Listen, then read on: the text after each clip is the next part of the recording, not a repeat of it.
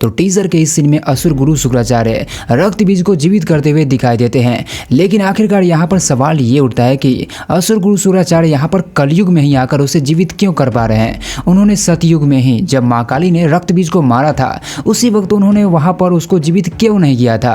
तो इस सवाल का जवाब हमें इसी वाले टीजर में दिया गया है। तो अगर आप यहाँ पर इस सीन में ध्यान से इस मुद्रा को नोटिस करोगे तो ये कोई सामान्य मुद्रा नहीं है, बल्कि ये बहुत ही ज्यादा पावरफुल मुद्रा है और इसे एक पाद अंगुष्ठ आसन कहा जाता है। और ये तब किया जाता है जब कोई महान तपस्वी एक ऐसी शक्ति को पाना चाहता है जो कि देवताओं के पास भी नहीं हो। और ऐसा कहा जाता है कि महान गुरु शुक्राचार्य भगवान शिव को प्रसन्न करने के लिए और मृत संजीवनी, जिससे कि मृत व्यक्तियों को फिर से जीवित किया जाता है, ऐसी शक्ति को पाने के लिए उन्होंने काफी ज्यादा घोर तपस्या की थी। और उसी तपस्या को करते हुए यहाँ पर असुर गुरु शुक्राचार्य जी को दिखाया गया है और उसी शक्ति का यूज करके वो यहाँ पर रक्त बीज को जीवित करते हुए दिखाई देते हैं, जो उन्होंने इतने सालों की तपस्या के बाद प्राप्त की है। तो फिर सवाल ये उठता है कि असुर गुरु शुक्राचार्य जी मृत संजीवनी का यूज करते हुए वो कितने दैत्य और राक्षसों को जीवित करने वाले हैं। तो इस चीज के बारे में भी हमें टीजर में ही बताया गया है। तो बस यही नहीं बल्कि टीजर से और भी अमेजिंग डिटेल्स मैंने नोटिस किए हैं। जैसे कि इस सीन में क्या आपने नोटिस किया कि इस सीन में आखिरकार कौन से राक्षस कौन है और कौन दैत्य हैं। तो इस सीन के बारे में भी हम आगे जरूर बात करने वाले हैं। फिर यहाँ पर आप ध्यान से देखना तो यहाँ पर एक हमें सिंबल देखने को मिलता है। तो इसका मतलब क्या है? तो इसका मतलब बहुत ही ज्यादा अमेजिंग है। फिर यहाँ पर इस सीन में आपने नोटिस किया होगा तो माँ काली को पूरी तरह से काले रंग में दिखाया गया है और उनके जितने भी तरीके का चढ़ावा है उसे लाल रंग में दिखाया गया है। तो ऐसा क्यों किया गया है? इसके पीछे भी एक खास रीजन छुपा हुआ है जो कि हम आगे एक्सप्लेन करने वाले हैं। तो बस वीडियो के लास्ट तक बने रहना, इसी तरह के सारे अमेजिंग डिटेल्स को मैं डिकोड करने वाला हूँ। तो चलिए बिना किसी देरी के शुरुआत करते हैं। डिटेल नंबर 1, तो टीजर की शुरुआत होती है गुरु शुक्राचार्य जी के नरेशन के साथ में, जहाँ पर हमें शुक्राचार्य जी एक पेड़ के अंदर तपस्या करते हुए दिखाई देते हैं। तो इस सीन को आप हल्के में मत लेना क्योंकि ये सीन काफी ज्यादा हमारे हिंदू माइथोलॉजी से संबंधित है। तो इस सीन को अगर आप ध्यान से नोटिस करोगे ना तो ये पेड़ सेम उसी मंदाचल पर्वत की तरह दिखाया गया है जिसकी मदद से समुद्र मंथन किया गया था। जिस तरीके से वासुकी की मदद से समुद्र मंथन किया गया था उसी तरह से आप इस पेड़ में भी सांप के जैसे ही किसी चीज को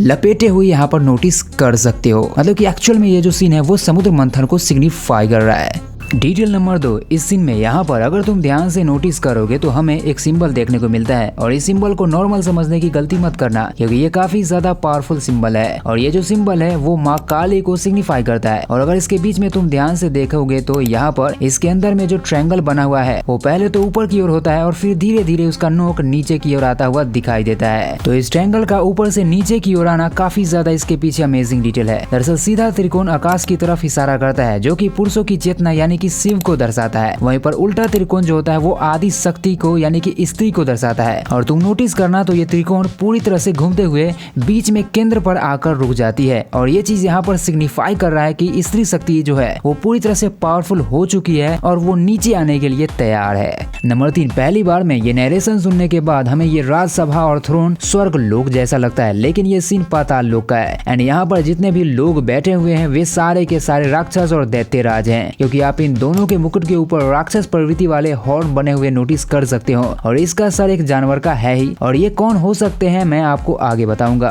तो सबसे पहले इसमें जितने भी दैत्य राज होंगे वे सारे के सारे सतयुग से संबंधित है, क्योंकि असुर गुरु शुक्राचार्य सतयुग और त्रेता युग के शुरुआती चरण के असुर गुरु है, जिसमें से उन्होंने महिषासुर, तारकासुर और हिरण्यकश्यपु जैसे प्राचीन दैत्यों का मार्गदर्शन किया था। तो इसमें से पहला जो होगा वो विप्रचित्त हो सकता है, क्योंकि ये दानव के सबसे शुरुआती सबसे बुजुर्ग राजाओं में से एक थे, जिन्हें देवताओं के प्रति भयंकर गुस्से के लिए जाना जाता है। दानव सेनापति में सबसे ज्यादा बुजुर्ग होने के कारण उन्हें अक्सर सफेद लंबी दाढ़ी और अत्यधिक भयानक रूप में दिखाया जाता है। और दूसरा महिषासुर हो सकता है क्योंकि उसका सर भैंस जैसा ही दिखाया गया है। वहीं पर तीसरे की बात करें तो वो दैत्यराज बलि हो सकते हैं, क्योंकि उनके चेहरे का भाव एकदम शांत है और उनके मुकुट के ऊपर राक्षस प्रवृत्ति वाले हॉर्न भी लगे हुए नहीं है। वहीं पर चौथा हिरण्यकश्यपु हो सकता है, और ऐसा क्यों आप खुद नीचे कमेंट कर जरूर बताना।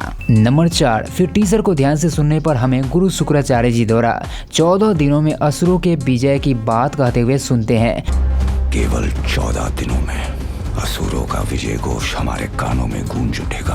तो ऐसा उन्होंने किस कॉन्टेक्स्ट में कहा होगा? तो इसके पीछे लिटरली एक अमेजिंग कारण है। तो सनातन धर्म के अनुसार हमारे 14 लोक हैं जो कि एक के ऊपर एक बसे हुए हैं, जिसमें से 7 ऊपर वाले देवता और मानव का साम्राज्य है और निचले वाले 7 में जिन्हें लोअर वर्ल्ड भी कहा जाता है उसमें असुरों का साम्राज्य है। तो हमारे धर्म के अनुसार ऐसा कहा जाता है कि देवासुर संग्राम में देवताओं ने असुरों को हराकर उनके ही 7 लोक में कैद कर दिया था। तो अब गुरु शुक्राचार्य जी अपने मृत संजीवनी शक्ति की मदद से हर दिन में एक एक करके असुरों को कैद से छुड़वाएंगे और वही 7 असुर हर दिन अलग अलग समय पर अपर वर्ल्ड यानी कि ऊपरी 7 लोकों पर कब्जा करेंगे। तो इसी कॉन्टेक्स्ट में हो सकता है कि शुक्राचार्य जी ने ऐसा बोला होगा और ये मेरा थ्योरी है। लेकिन हाँ, ये जरूर सच है कि देवासुर संग्राम में असुरों को कैद जरूर किया गया था। डिटेल नंबर 5, टीजर को अगर तुम ध्यान से नोटिस करोगे तो सबसे पहले वहाँ पर हमें माँ काली के हर चीज को ब्लैक दिखाया जाता है, लेकिन उनके जीव को और फूल माला और चढ़ावा को लाल रंग में दिखाया जाता है।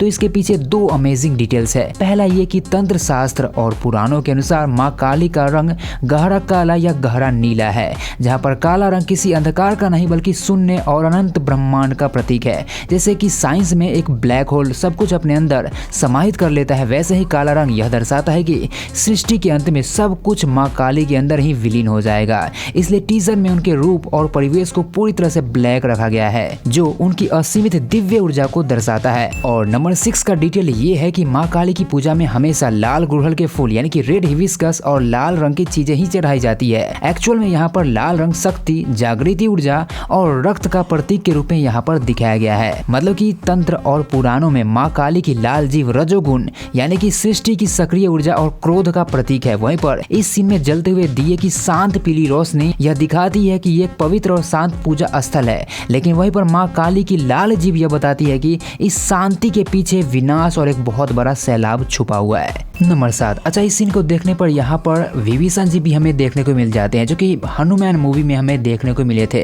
तो क्या ये सीन त्रेता युग का होने वाला है या फिर प्रेजेंट टाइमलाइन का या फिर किसी और समय का होने वाला है? तो यहाँ पर मुझे लग रहा है कि ये प्रेजेंट टाइमलाइन का ही सीन होने वाला है, क्योंकि आप यहाँ पर उनके पीछे 2-3 लोगों को साड़ी और एक शर्ट पहने व्यक्ति को भागते हुए नोटिस कर सकते हो। तो ये सीन मुझे लगता है कि ये प्रेजेंट टाइमलाइन का ही होने वाला है। Detail number 8 and the last detail, जो नॉर्मली टीजर में सबको पता चल ही गया होगा कि आखिरकार ये बच्ची कौन होने वाली है। तो लिटरली ये बच्ची होने वाली है माँ काली का ही एक रूप या फिर ये माँ काली को ही रिप्रेजेंट करने वाली एक लड़की होगी। और सबसे बड़ी बात ये नहीं है, सबसे बड़ी बात ये है कि ये सोचो कि जिसने माँ काली का दूध पिया होगा वो कितना ज्यादा पावरफुल लड़की हो सकती है। तो ये मूवी काफी ज्यादा अमेजिंग और अनप्रेडिक्टेबल होने वाली है। तो ये थे कुछ अमेजिंग डिटेल्स। नॉर्मली सबको टीजर देखने के बाद जो समझ में नहीं आता है वो मैंने समझाने की कोशिश की है, और बाकी जो टीजर में नॉर्मल था वो आपको समझ में आ ही गया होगा। तो बस मैंने टीजर से इतने ही डिटेल्स नोटिस किए थे। बाकी आपको कैसा लगा ये वीडियो नीचे कमेंट कर जरूर बताना।